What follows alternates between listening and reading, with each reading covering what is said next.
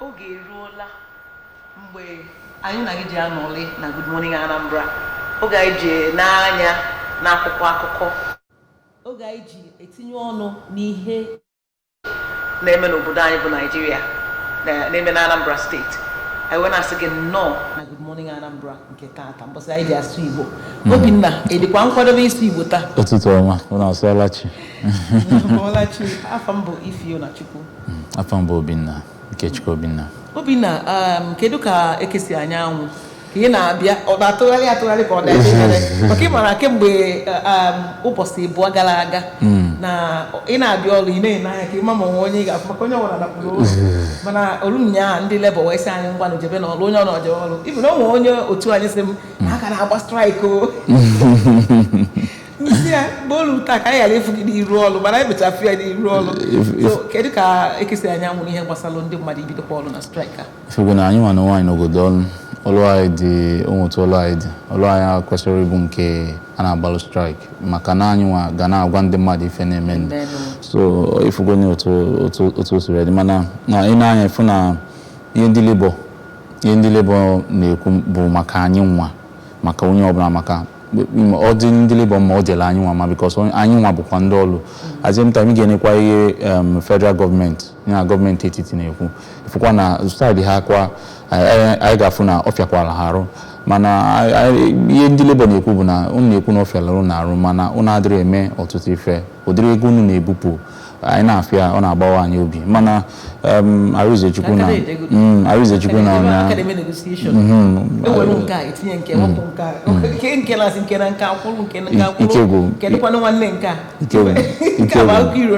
Ikegwu. Daalụnụ. Anyị ga-agbanwe obere di ka anyị kpọbata ụnụ na press review, maka na o nwere oke mmadụ anyị na-anọ, onye mma nke ekwe na-akụ n'ihe gbasara akụkọ ụwa na ihe na-eme n'ụwa. Anyị na-echi ya taa. Daalụnụ.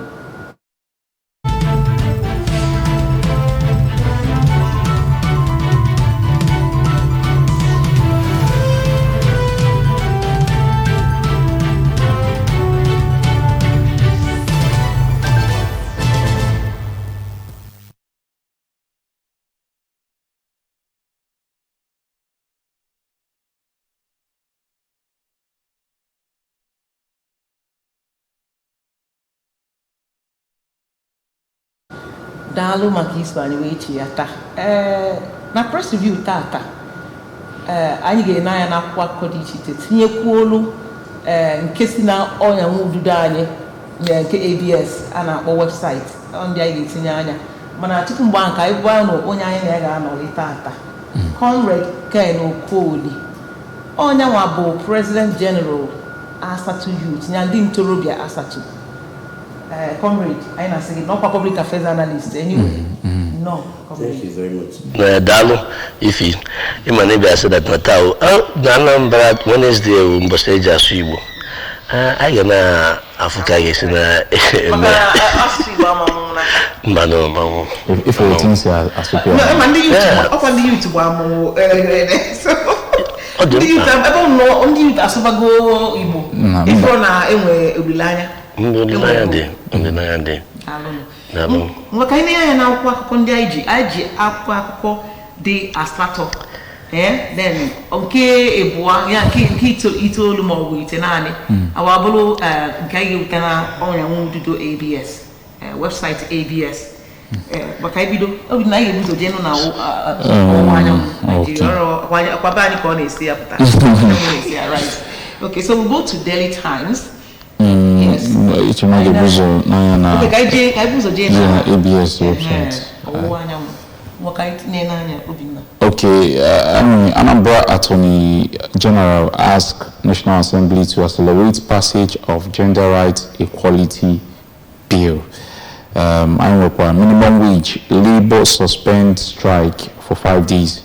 And Mrs. Soludo reassures children's homes, orphanages of support. Okay, Ken, can you go na any gender rights bill, gender rights equality bill? Like what they go, but they have. Odika, odokata na ogo national. Odika umwanya na ndi na maybe wana anache no na oge nke Buhari. Ano ko ogo ama na Ken. Mana Attorney General mgbe anyị jere efe o wesị na Anambra adịghịkwanụ nkwadobe maka this gender rights bill ọkwa ka ọ na-ayọ federal government ka mama ga-etinye ọnụ kedu uche gị n'ihe ha? If the issue of gender rights, I am aware of what actually the people who are proposing such they tend to. One of the things in the Niabuna, Omuai and season of 50-50. No, Brozi 35% affirmative. I became what the way now. Look at it from this angle. Ima. Ndị ite mmego nke fada was mgbe Buhari nọ n'ọchịchị mgbe abịa this demand for the youth not too young to run a pass here by a man that na at least na again room for youth to participate. Then ibeze nke mwanya nke gender right anwa. Let's look at even Anambra. When you look at the lawmakers, state and federal legislators, 30 legislators in Anambra State House of Assembly, 11 legislators in the Federal House, then 3 legislators in the Senate. In Senate, Anambra Moromwai, and then nke federal out of 11 and one mwanye to. Even nke state, so if I understand for more than 8 years or 12, I can't get all out of one. So the thing there is that you find out that only certain factors na emekwana ifa oji adota. Ana asisi nye room for one.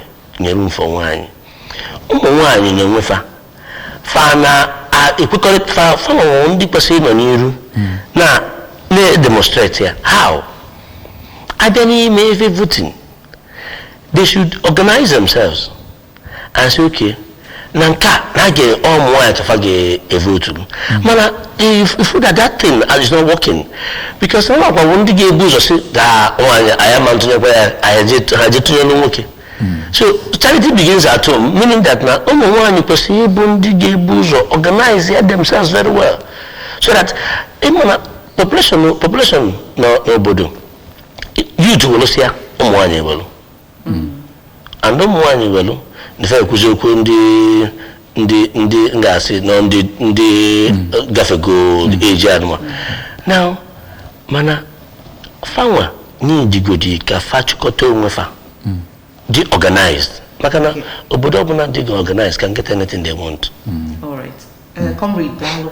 Makai balo also jebe na ukwa kitchen makai jebe. Kai balo also jebe na akokwa konde ozo first with Daily Times. Kai mali fedi eba.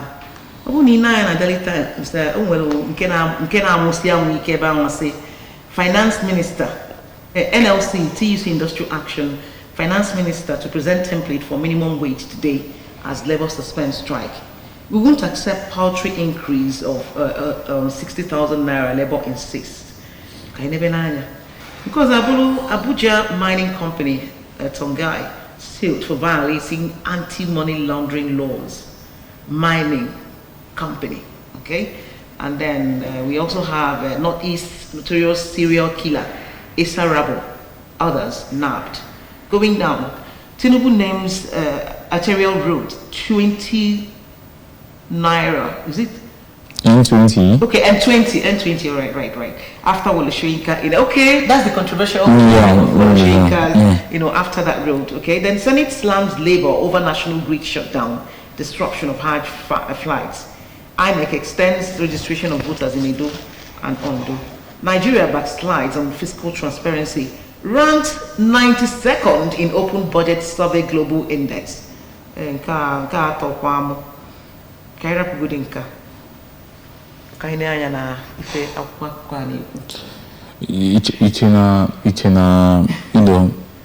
NLC looking at agreements with federal government, far draw precise, by precision, meaning they were not able to define what they meant by above 60,000 because federal government when you get Petasina or Kunsin above 50, teacher have 500, teacher have 100. They were specific. Yesterday, in the morning, go to meeting the information I wanted that na good consensus family.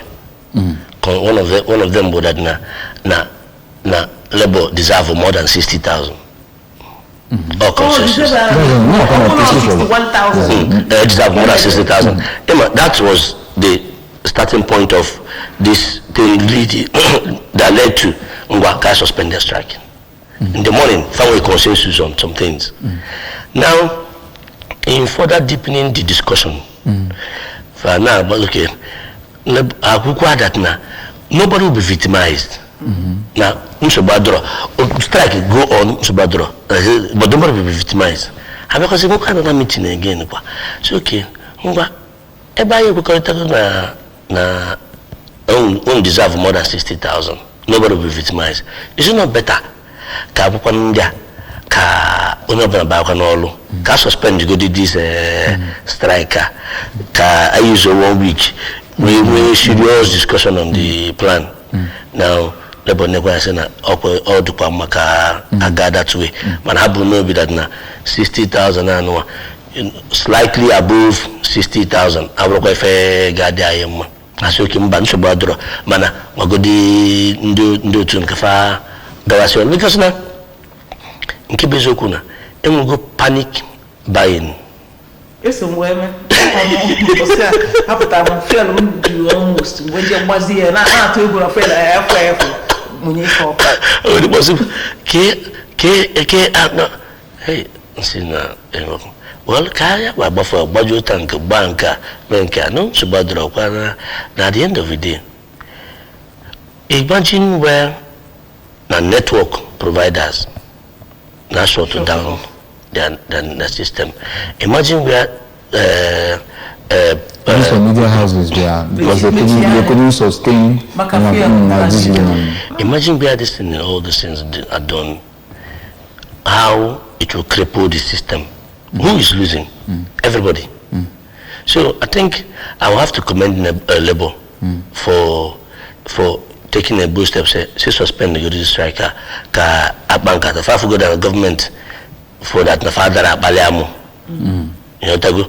Odugo fanya from the angle of the government. The government afugo na hawa wo Labour adara abaliamu. Manu yo tutum de madne ko. Ana simaka electricity tariff. Manaka dineno ono neno jiketa ebi 200 and four no kwa ima also na yeju gas striker.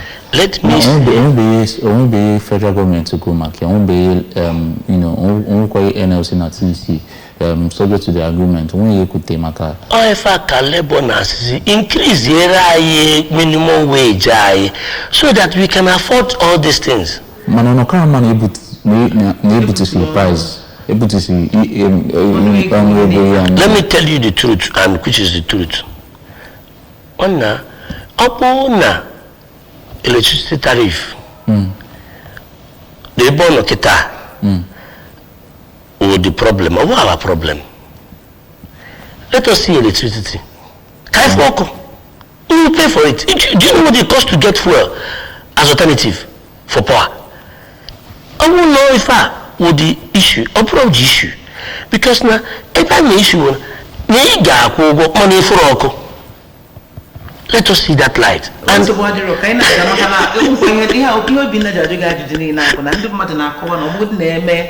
minimum wage couple 400 and something thousand. Only if I now again. Now 400 and something thousand, 20,000. No. So can I on the level 118 on ego and 18 on me make he on effect if I say go now but attack or with ego and the major source of power.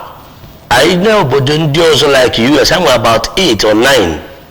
Egypt itself were more than 3, 4. That's the essence of this thing. We should diversify. We should look at other avenues whereby we can use to generate power. Okay. Because I mean, or they are affordable. But that's their problem. Can you this N20 road? After showing, no way yesterday, the mother say, when you see a kita na wine and Guinea 5 and 6. Nagini abu afo ma eriro ana ekwu immortalize people ma iwube iwu ga-egosi na mmadụ bụ ezigbo onye ala anyị bụ Nigeria ekwesịrị ị na-eme ya maka na gị na onye a dị na mma ma ọ bụrụ na eziokwu na ya na ya dị mana ife ụfọdụ na-egosi anyị na ngwu nke Wole Soyinka ji ọrụ ya kwuo si na n'onwe mgbe ya lụsịrị ụlọ president mgbe na ji kpọọ ndị mmadụ si ha bịa decorate ile ebe niile tinyesịla ife ji ebi ndụ n'ime ụlọ ha na ya ma nrufu elufu mgbe express president in so ọ kwesịrị ka isi ụta na-eme mgbe ọbụla anyị bara n'ọchịchị anyị nebezi ụmụnne anyị anya rinne otu kwesịrị isi ụta dị mana nke bụ eziokwu Wole Soyinka a well respected personality in this country bezi n'ikpeazụ a na-emezi ka onye kwesịrị the status ọnọ level ọnọ ọbịazi na-awụzi onwe n'ala ọ na-tinye aka na politics na o kwesịrị itinye aka na ya. There are some utterances ọ na-eme na-ekwesịrị. For example, why is he talking about 2027 election when it is not the proper time to talk about it? Is it the most important thing that Nigerians are asking for? Nigerians are also okay, fine, this person is the president. He's confirmed by the Supreme Court. And we see him as a president. We support him as our president. In fact, I want Bola Tinubu to succeed. But it's not the right time to be talking about 2027. Who will be alive that day? Are you sure? Is Wole Soyinka sure that he will be alive that time? And it's not something we should be talking about. We should be talking about things that are supposed to make the life better here, this time we are living. Ihe ọzọ kwa bụ Wole Soyinka onwe the right ị na-asịrị onye agha eje oji ndụ ya aka oji ndụ nke ya aka nke o ji ekwu nke onye ọzọ. He's not God and he's a normal citizen like me. Do you get? But the only thing that when your life mmadụ will live over a period of time or accord where certain respect. But let me tell you the truth. We the young people today are losing that respect. They will listen to you. Statesman able and other statesman at that because me can the youth na Abraham does my mother no old age in the mere thing. So what na always he wasn't to kai tinye kwa anya na that the Easter ngwa ka ha si eme ihe akwụkwọ ha Daily Times bụ ọtụtụ ife nke ọzọ bụ ebe Senate na-abalụ ndị Labour mba sị na ha nwere ha kwesịrị ka ọ bụ na ha mechilu ebe esi enweta ọkụ na Nigeria national grid. Labour will Labour and they have their structured organization. Even Labour na-agbanye mgbe Obasanjo onye isi ala Labour na-agbanye ya aja na gari. Labour in fact at the time ha na-asị na enwere opposition party. Labour was considered as most vibrant institution on that time to checkmate excesses of government that time. And that was why Obasanjo now, in order to reduce the power Labour, accuracy Labour, with the TUC, Trade Union Congress. But then, in their own system, they now found out that there is need for also both of them to be working together. And they are doing it. The TUC and NLC, they're not doing it. And what that means is a simple thing. Only any set of people do well organized, there is nothing they cannot get. Their problem is always, are they organized? If they are organized, they can get anything. So Mandina, even as Mandina Telecom, Labour position is shut down if any use in this country. Organized labor. So I want to call you a bomb. Now, the federal government guys said they are from the I'm not feeling the impact. What a man fufu, mbato laya fufu. Otoko says take is that na akasi na bank ada meshi. Some of us will not feel it much. Mana mbasi legi na transfer. Igeme amanga. Alwakebe kwa. Kwa meche bank apra transfer. So because one last thing, nkade mumpa. Okay. Makana this open budget survey global index Western Nigeria fiscal policy and Nigeria by 92nd. Oh, but keep an amazing. Oh, does it mean Nigeria draw transparent? Na the government ada. Kona ya marifanya. Ejuna bolo krikia You have to go to government to bolo. Finally, if I follow the does it mean the institution that is doing this ranking will have to also examine the indices as you way. Because even in Nigeria, Nigerians not complain that. Okay, let's look at how the national anthem, the old one, Mbuzi, a new one. Okay. So where it was so fast. We didn't even Nigerians. We didn't follow up with it and there. So, if I there was no transparency. About budget, really in relation to that, some lawyers actually were federal government that old but new national anthem. Fakulu, Naboro case, I game in 1978. That's now stakeholders. The stakeholders. That put I made public hearing. The mother contribution. It's in the competition came among the youth. And they put in the youth. Does it mean long car one you Britain mellow? Now 1978 Kanke didn't music, man more talent in Nigeria mellow. No, there was transparency. And they were sitting here in a budget, Macan car pass into law, saying now, only in the national. I'm talking about the late national anthem.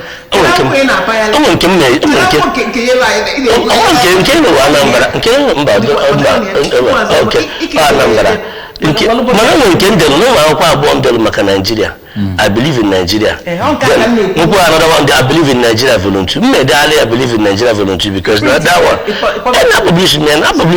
So like I said earlier, that it's not about Tinubu. We will have to make this country to work for common good, no matter whoever is there. Okay. It's not about Tinubu. But let us tell ourselves the truth about the national anthem.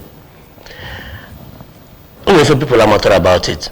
National anthem in KHNG, Confab of 2014, National Conference. Okay. Never work a family resolutions family. Ever time we quote that the recommendation or the market will take that one. Old one replace this new one. When you go implement the it is the public. No, it is the prerogative of the president to make use of any suggestions and then come in his own time.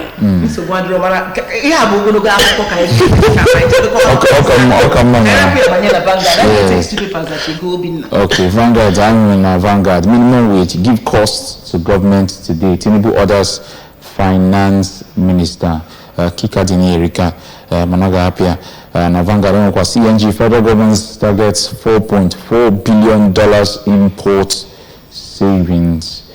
Editors flee increasing spate of journalist abduction.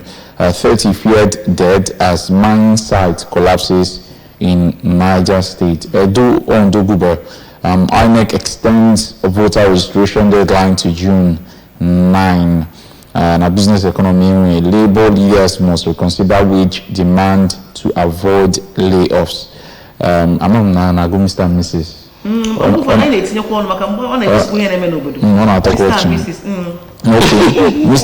Mrs. Yes, I called her husband. Okay, yes, I called her husband snatcher. If I ever catch both of you together, I'll deal with her. Mr. Zazie, then it's your fault if she succeeded in snatching me. Okay, that will punch. Yeah, I didn't punch you. Okay, the punch. Sell crude to Dangote refinery. Federal government directs international oil companies.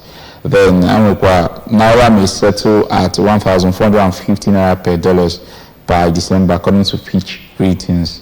Then local government funds reps back federal government suit against governors. On local government. Okay, yeah. Then 1 kills 50 men are trapped as pit collapses in Niger. CNG will reduce petrol imports by $4.4 billion. This is coming from the federal government. Police hunt for tenants as landlord dies during rent face-off. PSC unveils 10,000 recruits, drops 61,092 applicants. Okay, let's quickly go over to Vanguard. I follow that thing about mining.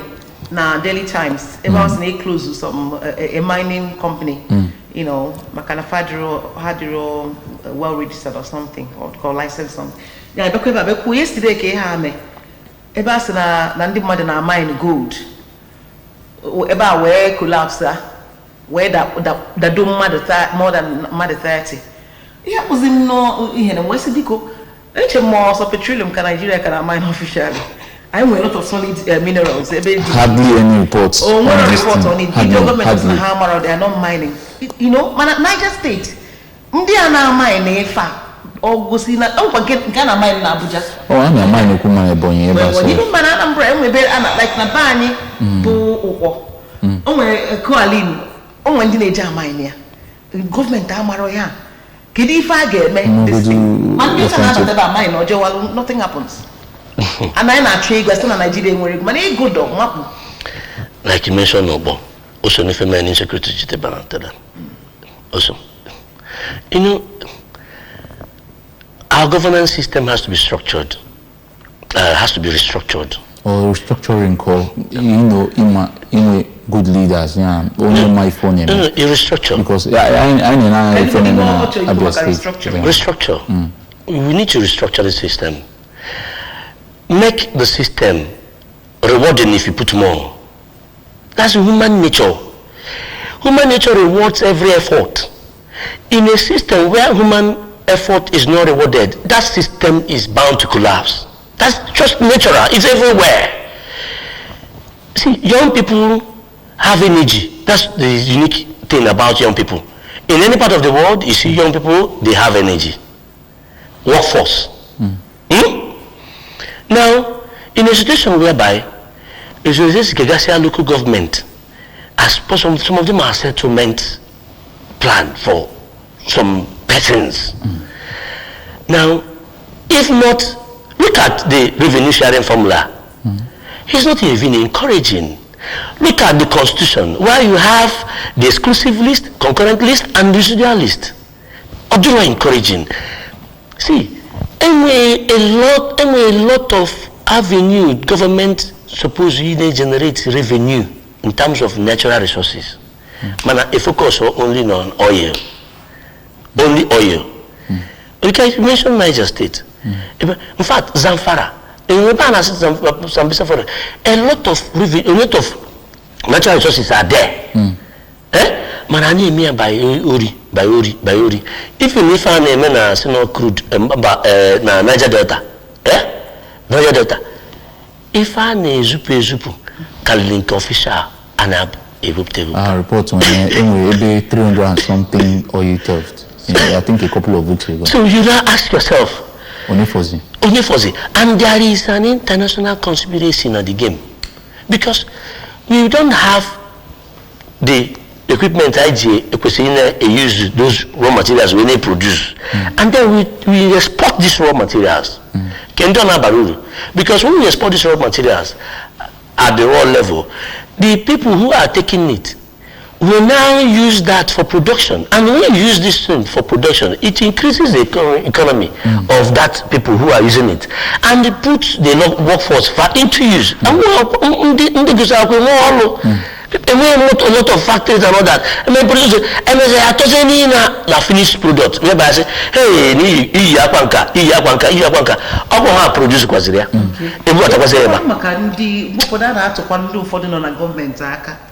Open government, and you open a government again. No, Sissi, and I'm for the long winding on a government in its yellow. Abanyan dia Janu.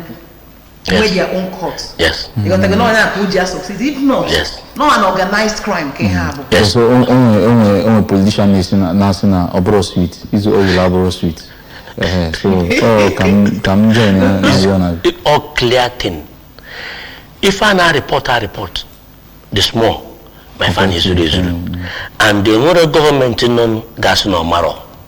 That's just the truth. The other government gas no because all government is security. Thank you. Let's quickly go to Delhi Independent. Here Basalo, Nigeria ranking at 92nd open budget survey global. Still Nigeria ranking below Benin, Syria alone, others in open budget survey global index. Okay, Senate to enact laws against national laws against national grid, airport shutdown. First, they made these people exclusive. In my favor, they make you say that. Nankame to Tafa. Do you understand? Nankame to Tafa. If any not channel level, for me, all of them are not a union, not on that level. So, family member Kano. For a man, I know I won't do Budu, Tinia Fan or Chichi. Then after Pazen, I find I just interested if it was Alpha. If on an airport, mother didn't use airport. You use airport. If we're gonna walk, we can't walk.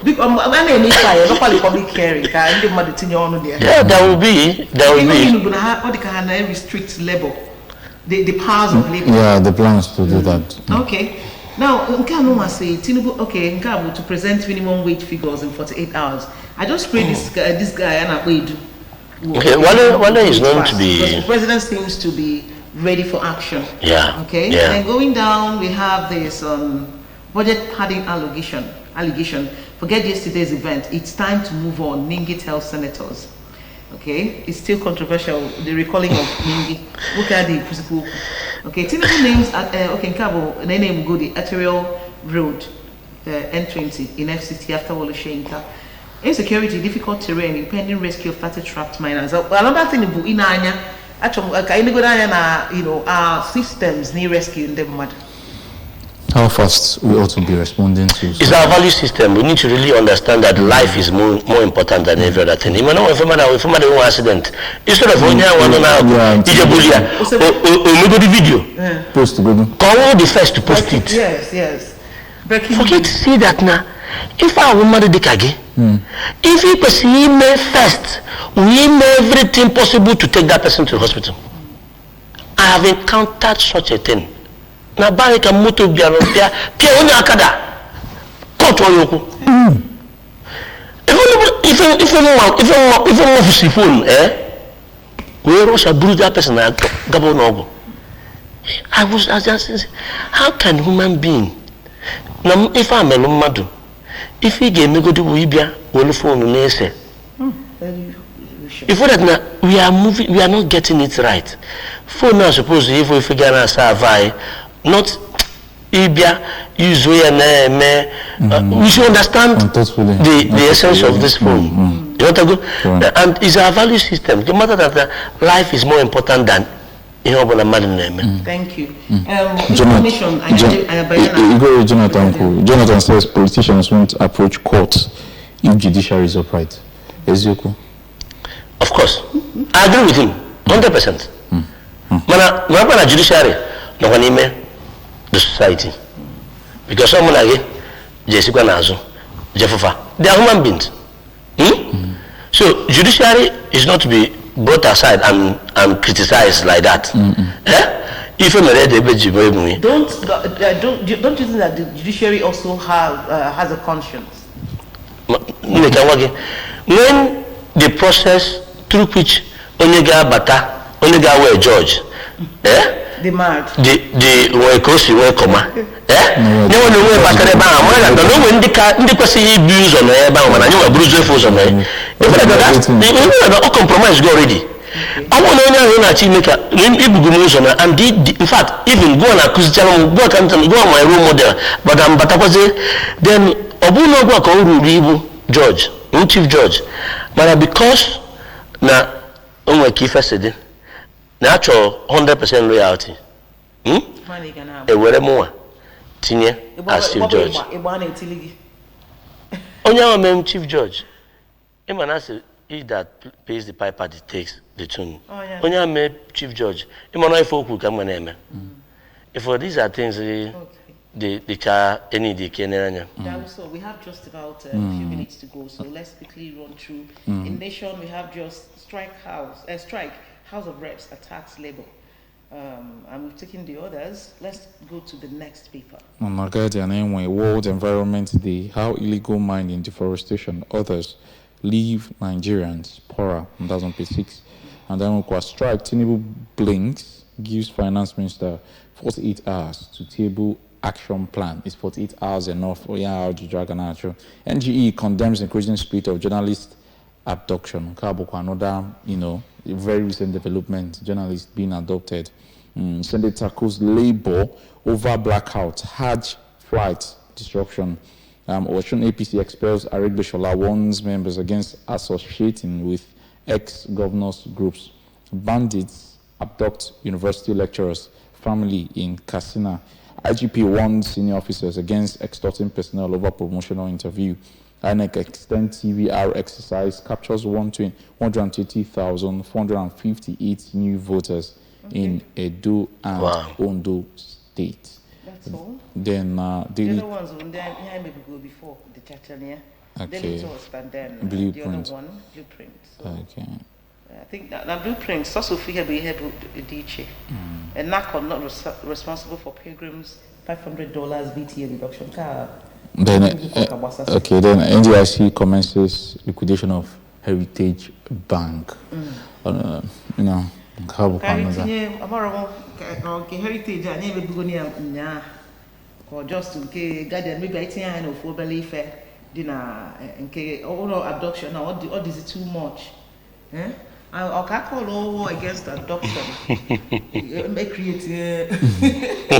I don't know. I chose the journalist. Report. My journalist from a university lecturer. Na family. Office Lara. Ndi so kwa ka afọ na achọ ha eji wee zo ndị ezinụlọ fa. I believe with Melo, just like murder and manslaughter, abduction and kidnapping. Actually, all the ingredients, Melia or Dichiche. It's part of crime. I know you know, but ambassador abduction and the Abona, Emma.